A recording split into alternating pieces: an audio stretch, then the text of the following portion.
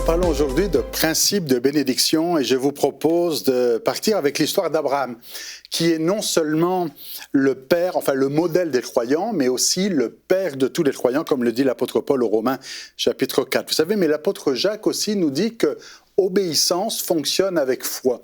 C'est pas juste croire, mais c'est aussi obéir. Il va même assez fort quand il dit « Veux-tu savoir, ô homme vain, que la foi sans les œuvres est inutile » dans Jacques chapitre 2. Et il va faire référence à Abraham qui lui a obéi. Mais c'est pas seulement chez Jacques que l'obéissance et la foi fonctionnent ensemble, c'est aussi chez Paul. Chez Paul, par exemple, il dit aux Romains encore que sa mission est de présenter l'Évangile pour amener à l'obéissance de la foi les non-juifs. Donc la manière de présenter l'Évangile, c'est pas simplement pour amener à la foi, mais c'est pour amener à l'obéissance de la foi.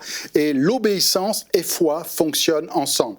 La foi permet de recevoir les promesses en obéissant à la parole. Dans la plupart des promesses de bénédiction, il n'est pas dit « si tu crois, tu seras béni ».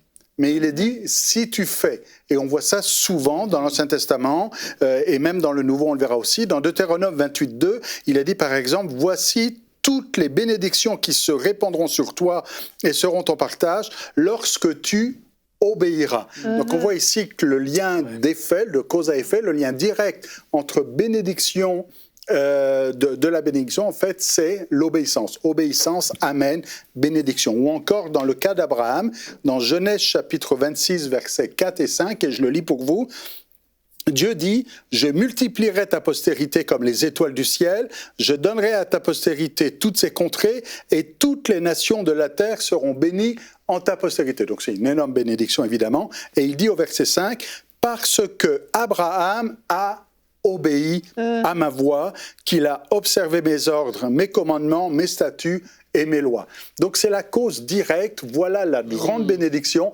parce que Abraham a obéi à ma voix, et pas simplement obéi à ma voix, parce que c'est assez long, c'est observer mes ordres, mes commandements, mes statuts et mes lois. Donc il ne s'agit pas seulement ici du remarquable acte d'obéissance d'Abraham lorsqu'il est monté sur la montagne avec son fils, mais aussi d'obéir aux ordres, aux commandements, aux statuts et aux lois, et j'ouvre une parenthèse, bien avant Moïse, ici.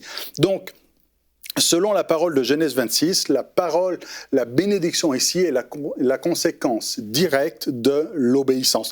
On a ça dans le Nouveau Testament, juste un exemple comme ça, Éphésiens 6, enfants, obéissez à vos parents, c'est accompagné d'une promesse. Et il y a une promesse de bénédiction quand il y a une obéissance. Alors, que dirais-je encore ? Car le temps me manquerait pour parler de Gédéon, de Barak, de Samson, de Jephthé, de David, de Samuel et des prophètes. Vous avez entendu ça quelque part peut-être ?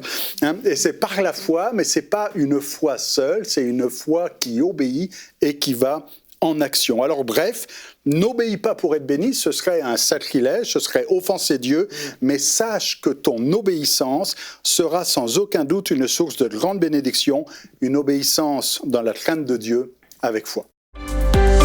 Retrouvez la suite de ce programme dans l'émission Bonjour chez vous sur ENCI TV.